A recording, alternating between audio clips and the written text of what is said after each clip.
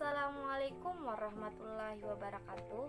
Kami dari kelompok 4 yang beranggota saya sendiri Mahdiana, teman saya Nur Aida, Nurbina, Mukaramah, dan Nurul Ijah.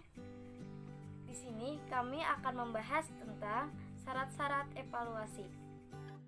Syarat utama evaluasi PAI. Ada 6 syarat evaluasi pendidikan yang biasa dianggap baik, yaitu reliable, valid, objektif, diskriminatif, kooperatif, dan aplikatif. Langkah pertama yang perlu ditempuh guru dalam menilai prestasi belajar siswa adalah menyusun alat evaluasi yang sesuai dengan kebutuhan. Dalam artian tidak menyimpang dari indikator dan jenis prestasi yang diharapkan. Persyaratan pokok penyusunan alat evaluasi yang baik dalam perspektif psikologi belajar meliputi 2 macam, yakni validasi dan reliabilitas. 1. Validitas. Memiliki validitas yang cukup tinggi, suatu tes dapat dikatakan valid apabila tes tersebut secara sahih, secara benar, secara tepat, atau secara absah dapat mengukur apa yang seharusnya kita ukur. Menurut Suharsini Arikonto, ada 4 jenis dari validitas. Yang pertama, validitas isi. Suatu tes dapat dikatakan validitas isi apabila mengukur kejajaran antara tujuan khusus pembelajaran atau indikator pembelajaran dengan materi pokok atau isi pelajaran yang diberikan. Yang kedua, validitas konstruksi, yaitu suatu tes dapat dikatakan memiliki validitas konstruksi apabila item-item tes yang membangun tes tersebut mengukur semua aspek berpikir dari tujuan pembelajaran khusus atau indikator pembelajaran. Ketiga, validitas pengalaman atau empiris. Suatu tes dapat dikatakan validitas empiris apabila hasil tes dipasangkan dengan pengalaman akan menghasilkan hasil yang sama. Yang keempat, validitas prediksi. Suatu tes dapat dikatakan memiliki validitas prediksi apabila tes tersebut memiliki kemampuan untuk memprediksi prestasi yang akan dicapai seseorang di masa yang akan datang. Yang kedua, reliabilitas. Secara sederhana, reliabilitas atau reliability berarti hal tahan uji atau dapat dipercaya. Sebuah alat evaluasi dipandang reliable atau tahan uji apabila memiliki konsistensi atau keajian hasil. Menurut Kerlinger, 1986 mengemukakan reliabilitas dapat diukur dari 3 kriteria, yaitu stability, defendability, dan predictability. Stability menunjukkan keajian suatu tes dalam mengukur gejala yang sama pada waktu yang berbeda.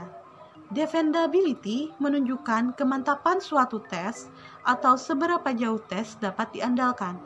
Predictability menunjukkan kemampuan tes untuk meramalkan hasil pada pengukuran gejala selanjutnya. Reliabilitas ini tuntunannya tidak jauh berbeda. Jika validitas terkait dengan ketetapan objek yang tidak lain adalah tidak menyimpangnya data dari kenyataan, artinya bahwa data tersebut benar. Maka konsep reliabilitas terkait dengan pemotretan berkali-kali. Selanjutnya, syarat-syarat pelengkap evaluasi pembelajaran. Yang pertama, kepraktisan. Kepraktisan mengandung arti kemudahan suatu tes, baik dalam mempersiapkan, mempergunakan, mengolah, dan menafsirkan, maupun mengadministrasikannya. Menurut Dimyati dan Muciono, mengemukakan beberapa faktor-faktor yang mempengaruhi kepraktisan dan instrumen evaluasi. Di antaranya yang pertama yaitu kemudahan mengadministrasi. Yang kedua, waktu yang disediakan untuk melancarkan evaluasi. Yang ketiga, kemudahan men-skor. Yang keempat, kemudahan interpretasi dan aplikasi.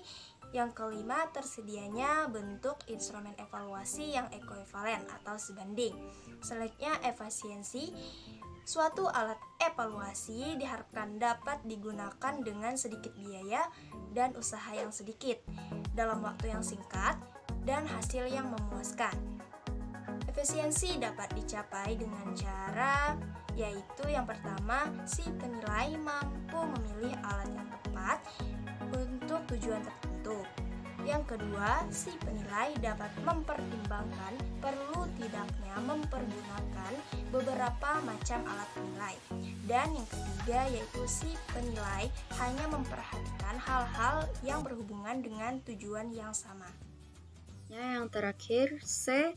Syarat-syarat khusus penilaian kelas PI. Jadi menurut Darwinsyah mengemukakan bahwa penilaian berbasis kelas adalah suatu proses pengumpulan, pelaporan, dan penggunaan informasi tentang hasil belajar siswa dengan menerapkan prinsip-prinsip penilaian, pelaksanaan berkelanjutan, bukti-bukti autentik, akurat, dan konsisten untuk mengidentifikasi peserta didik yang mengalami remediasi ataupun pengayaan dapat dilakukan dengan melihat dalam proses pembelajaran yang meliputi A. Aspek prestasi akademis atau seperti interaksi dalam kelas saat memberikan jawaban, autentisitas dan kualitas rumah tangga, dan kemampuan dalam pengerjaan tes. Yang B. Aspek perilaku atau seperti minat belajar dan kehadiran di kelas.